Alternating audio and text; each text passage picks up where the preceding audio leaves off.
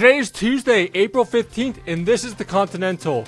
Please make sure you subscribe to our YouTube down below. We are a new channel and we could always use the help in gaining our subscribers. But let's get into it. Top Hegseth advisor Dan Caldwell placed on administrative leave by Defense Department on Tuesday.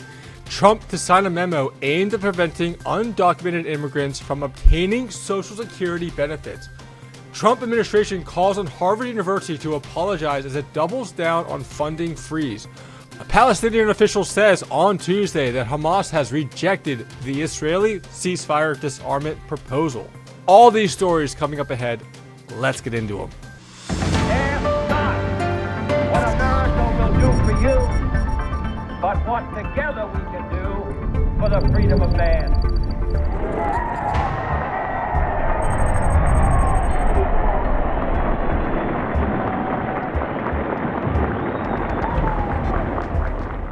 You will not believe what the Defense Department did to one of Hegseth's top advisors on Tuesday, Dan Caldwell. The advisor was escorted out of the Pentagon on Tuesday, according to a Defense Department official. According to Reuters, Cardwell was placed on leave for an unauthorized disclosure investigation involving Pentagon leaks.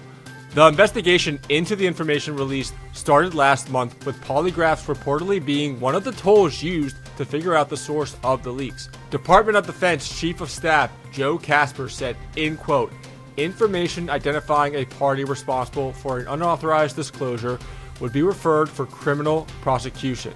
What does this ultimately say about the Department of Defense? Does this show anything about the ability for information to be leaked easy within the United States government? Trump continues to crack down on illegal immigrants on Tuesday. On Tuesday, White House Press Secretary Karoline Leavitt said, in quote, the memorandum will direct the administration to ensure ineligible aliens are not receiving funds from the Social Security Act programs. This document would also make the Social Security Administration investigate earnings reports for those 100 or older with mismatched Social Security records.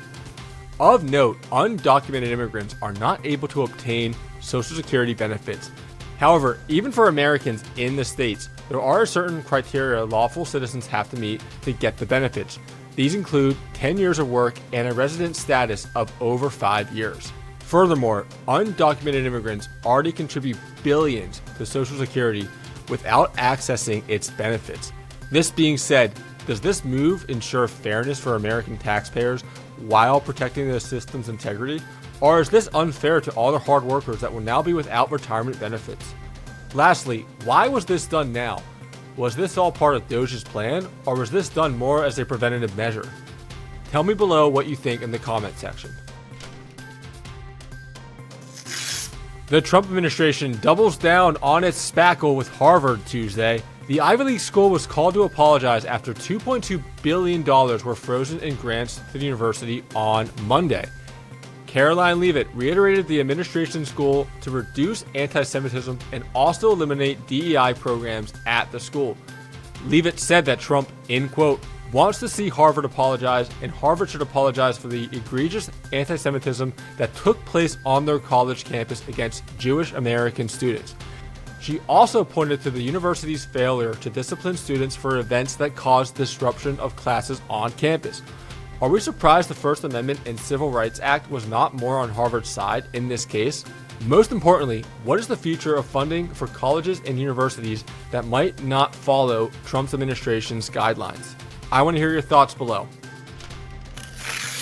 Israel makes a bold proposal to Hamas on Tuesday. The proposal was for a 6-week ceasefire in Gaza, which would have Hamas give up its weapons. According to a Palestinian official, the proposal did not include a plan to end the war. Israel has been attacking Gaza recently with airstrikes, continuing the devastation there. UN agencies have said, in quote, the humanitarian situation in Gaza is now likely the worst it has been in the last 18 months since the outbreak of hostilities. Furthermore, the situation does not seem to be getting any better. Israel's prime minister said that the supply block to Gaza was to pressure Hamas to release Israeli hostages, but that has not happened yet. Did Israel's proposal miss what Hamas is really after? Will Hamas continue the aggression until the root of conflict, notably the blockade and occupation of its territory, is resolved? Will the two sides ever see that there needs to be an end to this conflict and meet somewhere in the middle? I want to hear your thoughts. Please tell me down below what you think. Today has been Tuesday, April 15th, 2025, and this has been The Continental. Make sure you follow us on all of our social accounts as well as subscribe to our YouTube down below to get all the most pertinent daily updates on the most important news and political matters to you. Delivered to you every day in short, sweet snippets. We'll be back tomorrow. Until then, signing off, take care.